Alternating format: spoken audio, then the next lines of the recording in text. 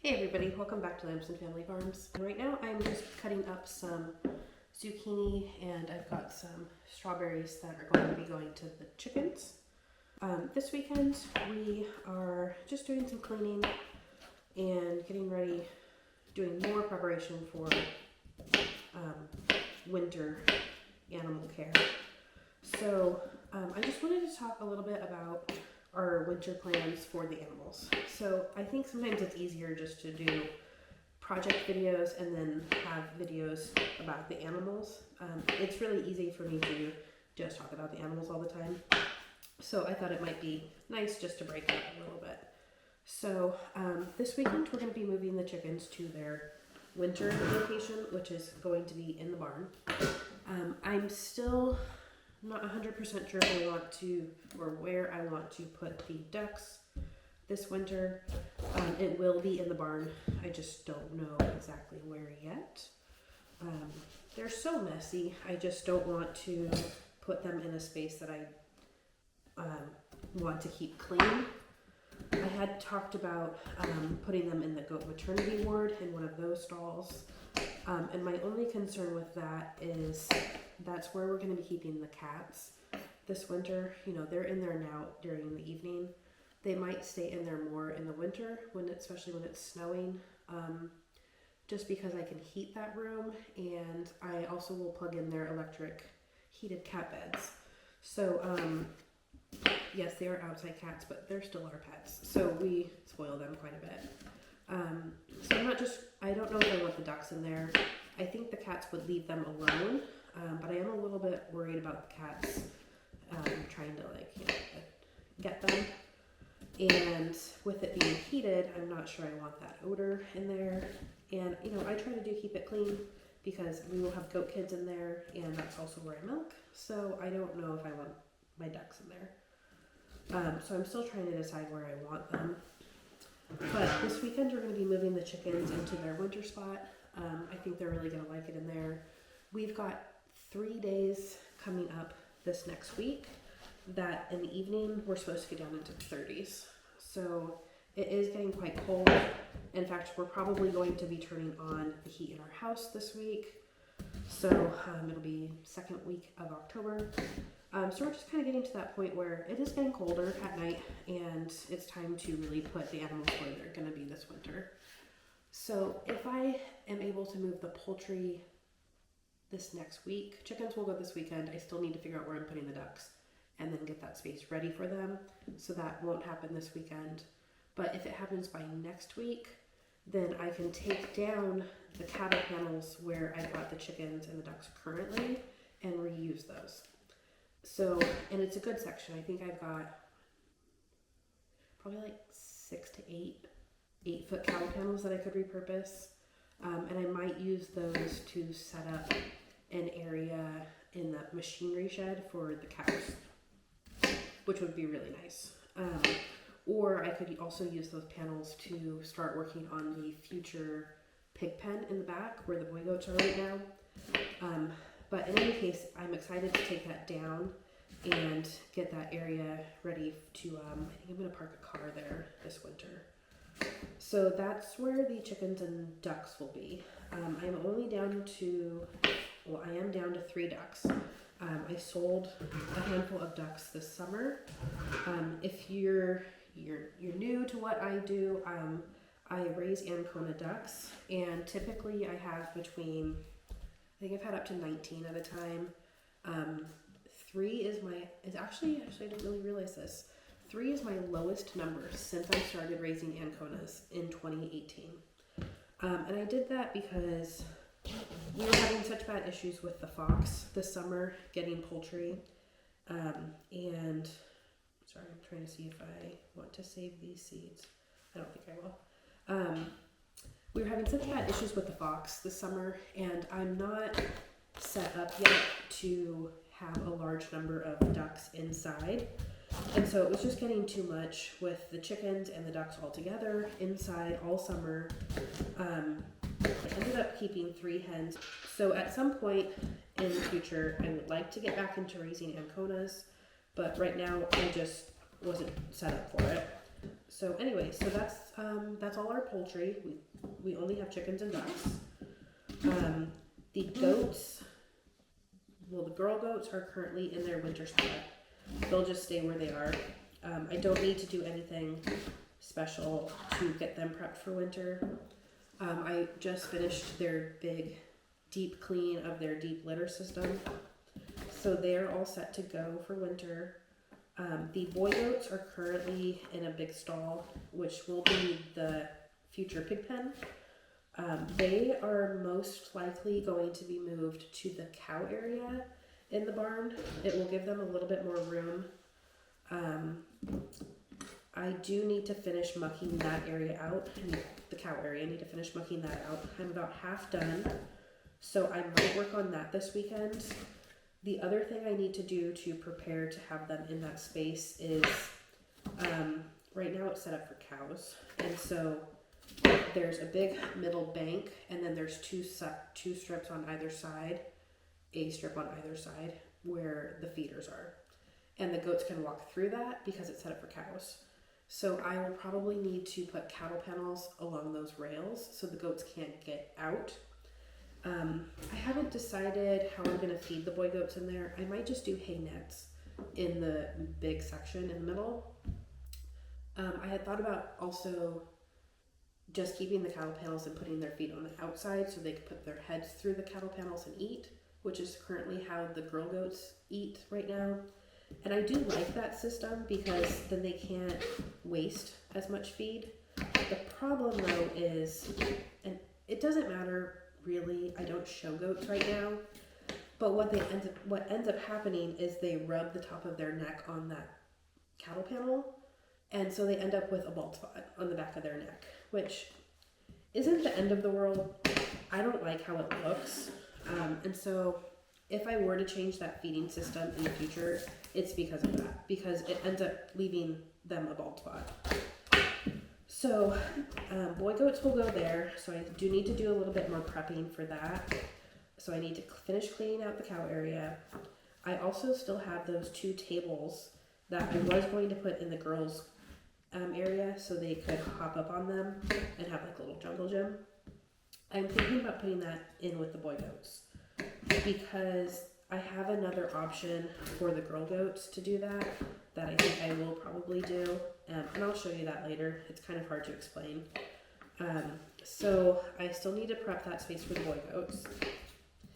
This winter, the cows will most likely spend a good chunk of winter in the machinery shed.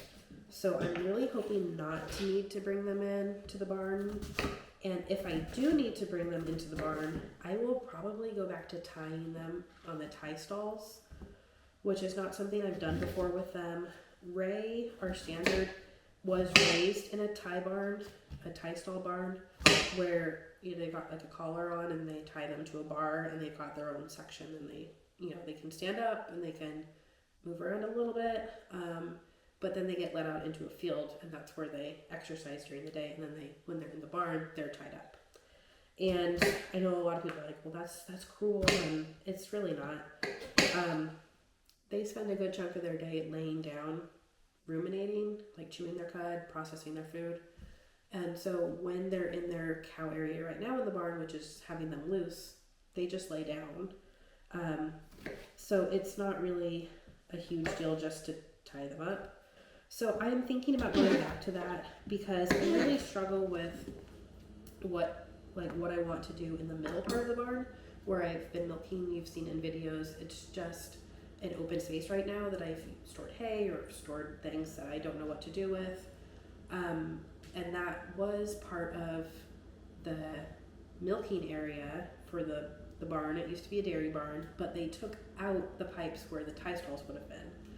So I've got the indents where you would have had the trench for the manure, and I've got the indents where the feed would have been, but the metal bars have been taken out. And so it's a really awkward space right now because I can't use it for anything. It's not stalls, it's not flat, like I would have to fill in the concrete, and I only have 2 cows right now, 2 cows and a calf. And so just for Hyacinth and Ray, it would be really easy just to tie them up. on that middle section of the barn because they took out the bars in the front section, but the back section where I milk still has the bars. So I think I'm just going to put them there because that would free up the cow area, and I'll put the boy goats in there. And then if I need to, where the boy goats are now, which will be the future pig pen, I will put the calf because that's plenty of room for her. And so I feel like it's kind of like everybody shuffle, but that's what I'm going to do. So the boy goats are going to go to the cow area, and I don't know if that would be a long-term space for them. Ideally, they would have the machinery shed next year, because I'm also not sure how many wethers I'll be keeping from next year's goat kids. I might keep some, and then I'll have more goats to put in the woods in the future. I have Morrison, who's the only buckling I kept intact from kids this year. He will eventually go with the other 2 bucks. He's just too small right now. So I will have at least 3 boy goats in future years. And a little backstory, but the reason why I kept Morrison is because he is Poe's son, and Poe's mom was ADGA's national champion Nubian at the National 2023 show. Showtime Pollyanna, that's her name. So that's Poe's mom. And so that's Morrison's grand dam. And so he has a really good sire, he has a really good grand dam, and his mother, Venus, is my best doe. So that's why I kept him. He's from my best girl, and he's got a very good line on his dad's side.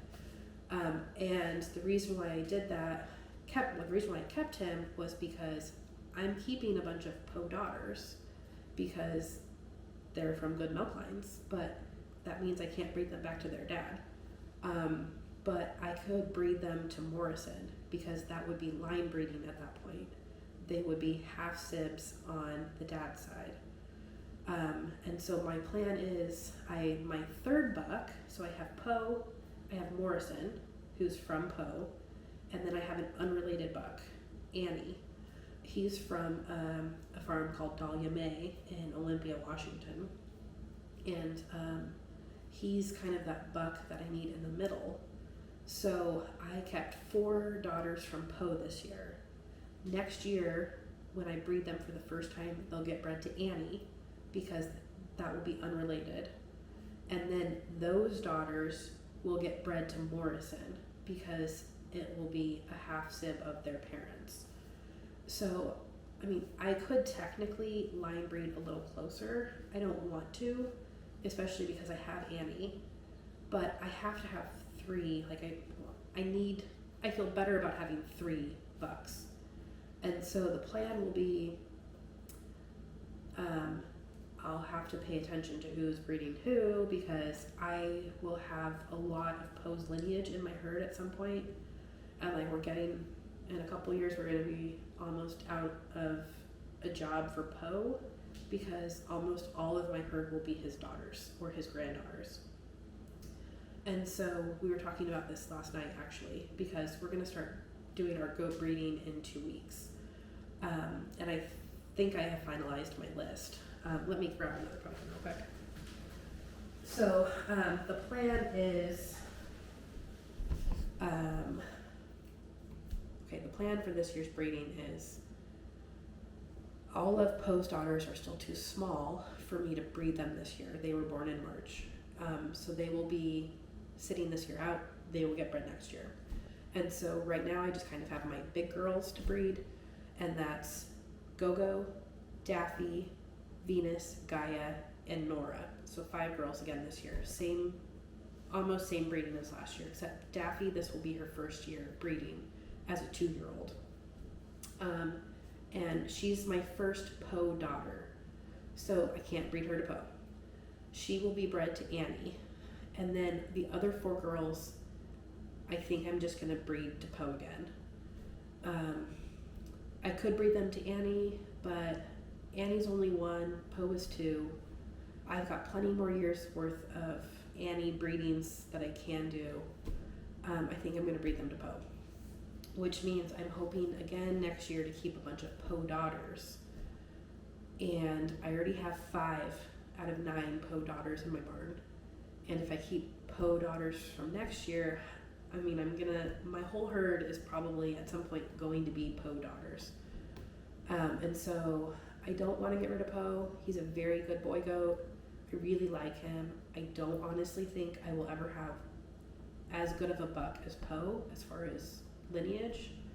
I got really lucky when I got him. I got him before his mom won nationals. I just don't think I'm gonna get a buck as good as Poe. I feel really lucky to have him, and I don't want to sell him. At this point, my plan is just to have him live here forever. I will just stud him out, which is what we're doing this year. So I might get to the point where I can only breed him to 4 girls. And one of those girls is Go-Go, who's 8, and so she only has a couple of years left to breed.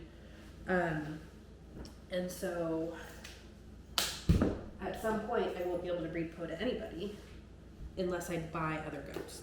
Anyway, long story short, we have 3 boy goats.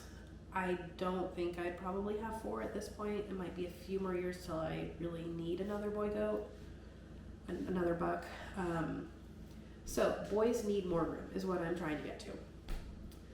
They're gonna go in the cow area. Next year they might go in the machinery shed. So I need to get that space prepped for them. I need to get the machinery shed fenced for the cows to go in. It won't take me long. I'm not going to do any permanent fencing over there, just because I want to leave the option open for machinery to go in the machinery shed, and I don't want to, ruin my options if I do permanent fencing. So that's just going to be T-posts. My cows are very respectful of fencing. Right now, they've been in a pasture all summer on a 1-line electric fence. They're fine. Not really worried about that. I just need to do it. It will probably get done in a couple of weeks, just because we are still selling hay out of that machinery shed. And so I don't want to make it so that I can't back up a truck there in case we have people coming to buy hay. Horses don't really need anything for winter. I winterized their area last year. Very happy with how it is. I could do another wooden wall on that last side of their area in the back. I just haven't done that because if I do a wall on that side, it will make it so I can't get a tractor in there to muck it out. And it's kind of the same thing as their machinery shed fencing. I don't want to make it inaccessible for me, and so I might just leave it open again this year. They did fine last year. I could do a wooden fence but make it a gate essentially, so that I could just open the gate if I need to get a tractor in there, and that would work just fine. I'm just not quite sure what I want to do yet with that, and so I just haven't done anything. So this big pumpkin, we have really been enjoying this variety. This is the first one I'm cooking. They're so fun. They look very whimsical and spooky. I'm going to cook this up for the goats. I think I'm going to give it to the goats. I might give half of it to the poultry. But I gave goats pumpkins last night, baked pumpkins, for the first time, and they loved it. So I'm going to be cooking this up. They're kind of thick. They're very meaty. So let me break this open. That's so cool. So this is one of my smaller ones. I could save some seed out of this. Maybe I will. Okay, so that's most of my winter plans for the animals. The only other thing I really need to do is get my hose situation figured out for getting them water. I just need to figure out what kind of reel I want for the hose. This year I'm going to be putting a reel in the goat maternity ward where the cats are going to be, because I'm heating it. And then when I need to fill up water, I'll just reel out the hose to the spigot and then put it back in the heated room so it doesn't freeze over. I do need to, because we have a few outbuildings here, like this commercial kitchen, I won't turn the water off because I'm planning on using the kitchen. Although now that I am saying that out loud, we're not going to be milking this winter. I'm in the process of drying Hyacinth up right now so that I don't have to milk over winter. I could keep her going. I really could. She's not pregnant right now. There's really no reason for me to dry her off besides the fact that it's just kind of one more thing to do. And I think she could use a little bit of a break.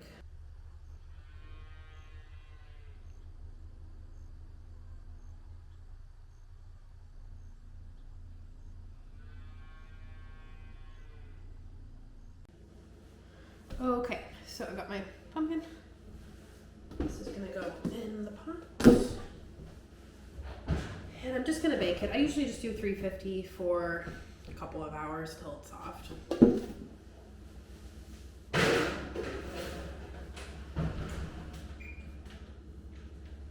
Okay, it is getting cold out there. I can definitely tell. We are in fall. We're supposed to have our be at peak foliage next week, and then we're gonna be getting into winter. So I am just going to soak these seeds, and then I'm gonna get outside to the barn. All right, you guys.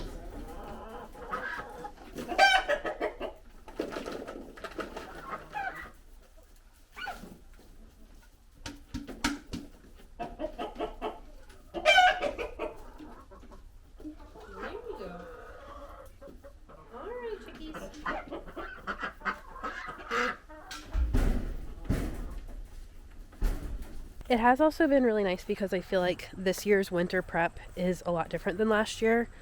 Last year I felt like I was really scrambling, and that was not a great place to be in.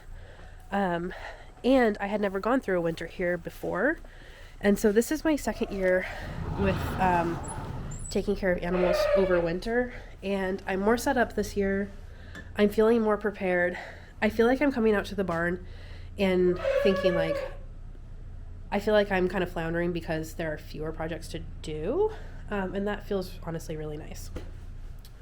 So, like even today I'm like, well, I could do this, I could do that, but I don't feel like anything has to happen, or is like really pressing, and that is kind of a nice place to be in. Hi, what are you doing? She's been doing really good. She's on hay full time. She gets grain, and we're doing a bottle. She gets 1 gallon of milk every other day at this point, and then I'll just keep cutting it back. So we'll go to every 3rd day, every 4th day. I haven't really decided. I might do that, or I might just cut the amount. So like instead of giving her a full gallon every other day, I could go to like half a gallon every other day. But essentially I'm just stepping her off of the milk and stepping her up a little bit more on the grain. Because when she was getting a bottle every day, I didn't do grain. And so now she's getting more grain, less milk. She's doing really well. She looks nice and filled out. She doesn't look overly fat. She doesn't look skinny. She's a good looking cow. She looks exactly like Hyacinth. In fact, I keep teasing Julia because I'm like, when she's big like Hyacinth, I wonder if I'll be able to tell them apart. I know I will be able to tell them apart, but she's going to look a lot like Hyacinth. Yeah, she's a little spitfire. She's really cute. We really like her.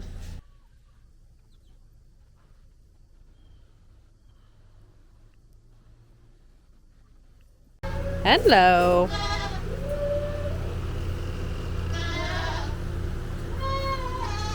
So everybody in here is doing... Hi, go.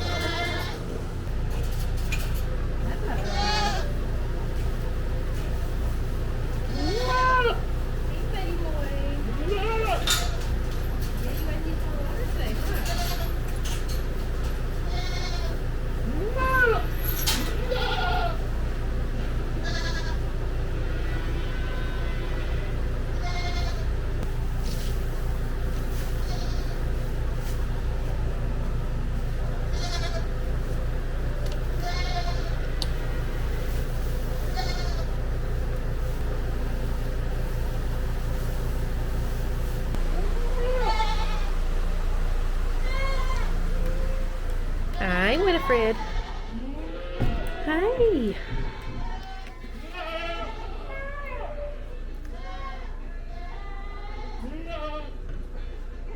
Hey, choose more food?